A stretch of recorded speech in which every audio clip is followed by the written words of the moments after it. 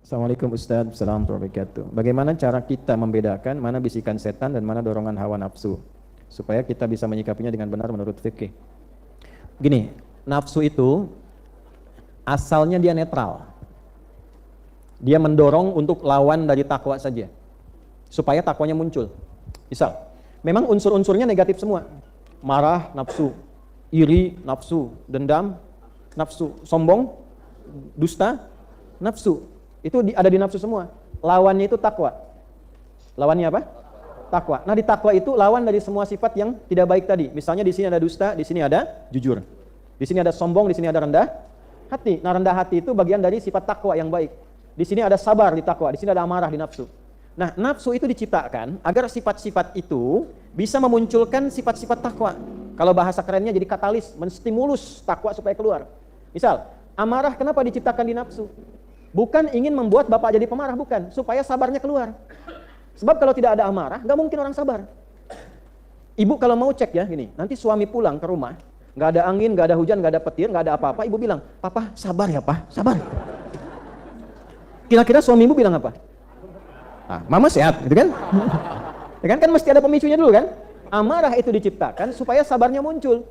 Jadi ketika suami tiba-tiba marah, sebetulnya Allah bukan ingin menjadikan suami pemarah, bukan bu. Supaya kesabaran pada ibu muncul. Kenapa harus muncul sekarang? Karena di depan ada masalah lagi yang muncul, butuh kesabaran yang ekstra yang sekarang sedang dinaikkan itu. Kalau dia nggak naik, rumah tangga ibu bisa repot di depan. Makanya dinaikkan dulu supaya kita siap menjemput ujian yang selanjutnya akan datang. Kenapa ujian itu akan datang? Karena doa ibu sendiri. Doa harapan kita itu, tanda dijawabnya oleh Allah, datangnya ujian. Ujian itu jembatan menuju jawaban. Ya Allah, aku ingin lulus ya Allah dalam kuliah ini. Bagaimana cara lulusnya? Ujian. Kan nggak mungkin, nggak ikut sekolah tiba-tiba wisuda dapat ijazah misalnya, kan mustahil. Jangan dipotong ya, awas nih. Awas nih, kok nyambung aja ya. Saya nggak ikut-ikutan masalah-masalah politik itu. Nah tuh. Awas. Ujian kan? Ah, ini sih salah nih. Ada ujian dulu. Jadi dunia juga begitu. Kita dari SD mau ke SMP, lewati apa? Nah, sekarang Anda berdoa, ya Allah anugerahkan saya kepintaran. Apa tiba-tiba langsung pintar? Kan belajar dulu. Ya kan? Belajar butuh pengorbanan kan? Cari buku, belajar pakai guru dan sebagainya, baru jadi. Nah, kadang-kadang kita minta, ya Allah anugerahkan aku rizki yang membuat aku lebih mudah ibadah kepadamu. Pengen mobil, apa langsung mobil datang? Kan tidak kan? Ikhtiar dulu kan? Walaupun ketika Anda ikhtiarnya, bisa Anda dengan berkhidmat ke masjid, lagi beres-beres. Bapak rajin sekali, saya amati sudah sepekan ada di masjid terus di sini, beres-beres. Rumah di mana? Saya di Tegal, Pak. Beres-beresnya di Tanah Kusir.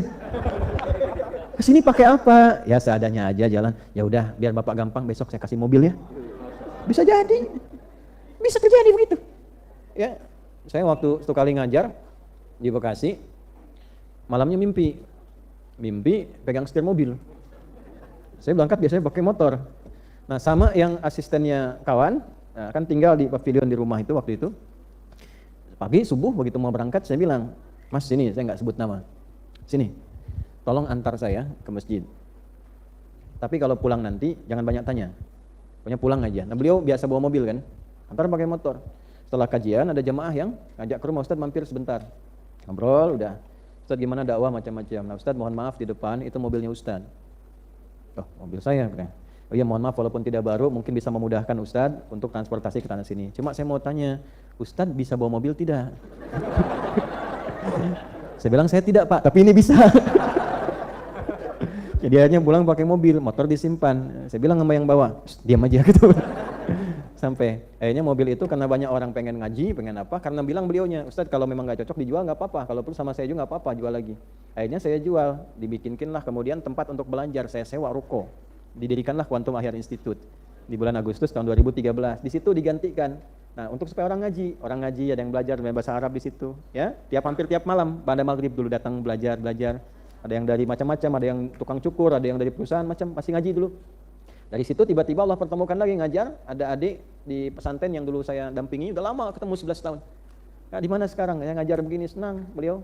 Nah, tiba-tiba yang tadi itu diganti lagi dengan mobil yang baru lagi. Nah, baru sudah ada, sudah kemudian dari situ, alhamdulillah dapat tempat.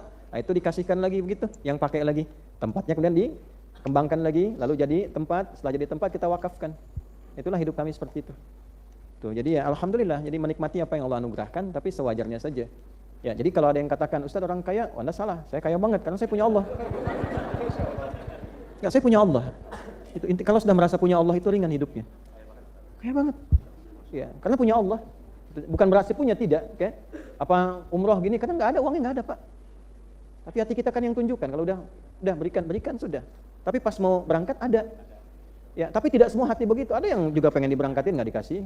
Ya, ada yang pura-pura nulis gini, pengen dikasih nggak dikasih. Gitu. Ya, memang kan kan nggak begitu juga semua jalan. Nah itulah nafsu. Jadi kalau nafsu itu cenderungnya biasa saja, dia kerjanya seperti itu normal. Tidak ada bisikan yang harus kriminal, asalnya nggak kriminal, cuman mengkatalis saja supaya ini naik yang baiknya. Kadang-kadang ada yang biologis, pengen makan, mau lewat nih ada somai depan, mau masuk belajar, mau beli, Ustadz datang, nanti aja bang, gitu kan? Begitu selesai lihat lagi udah habis somainya. Nah, pulang ke rumah kepikiran, sampai kepikiran mau tidur, sampai mimpi ketemu somai. Nah, itu nafsu. Kalau setan tidak. Kalau setan bagaimana caranya dia maksiat? Itu tugasnya. Makanya disebut syaitan dari kata syatona, yang menjauhkan orang dari kebaikan. Setan itu tipikalnya yang penting maksiat. Gimana caranya maksiat? Kalau nafsu ingin aja, ingin gitu. Kalau setan gimana caranya maksiat? Wah, sepatu bagus nih. Pengen sekali punya yang seperti itu. Datang setan.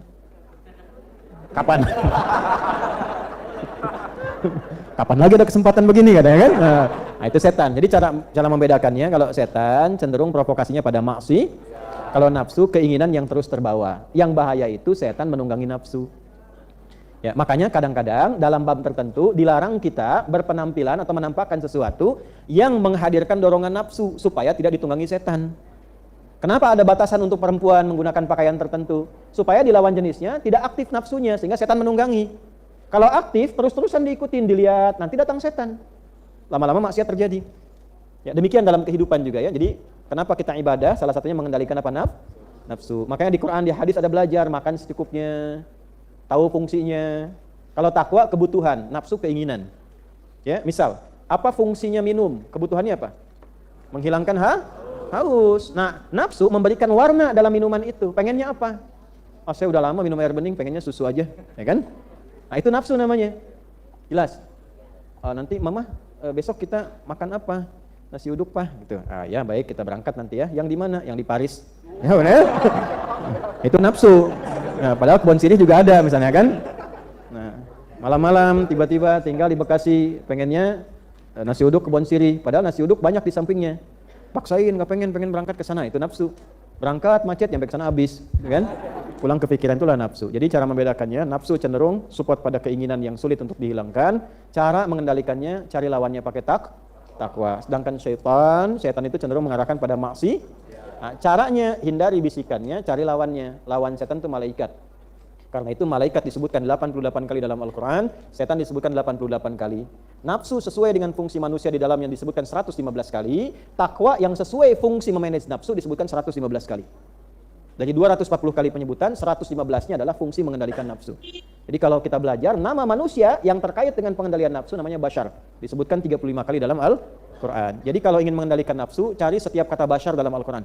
Qul innama ana basyarum mithlukum. Kata Nabi, saya pun manusia. Cuma bedanya, yuha ilayya. Saya manusia yang disempurnakan dengan diberi wahyu. Jadi Nabi dibimbing oleh Allah, dijaga oleh Allah, sehingga nafsunya Allah langsung yang jaga. Kita bukan Nabi, bukan Rasul. Bagaimana cara menjaganya? Jaga takwa yang sudah Allah titipkan pada diri kita dengan mengambil petunjuk Nabi. Nabi diajarkan, kita belajar dari petunjuk Nabi. Di antara cara membimbing itu mengendalikan supaya baik, tidak terjebak dalam pendewaan kehidupan sehingga nestapa saat kiamat tiba. Muncullah at-takwir untuk melipat segala yang diinginkan oleh nafsu. Itu kesimpulan hari ini. Semoga kita diberkahi, semoga dimaafkan segala salah kita, diampuni dosa-dosa kita.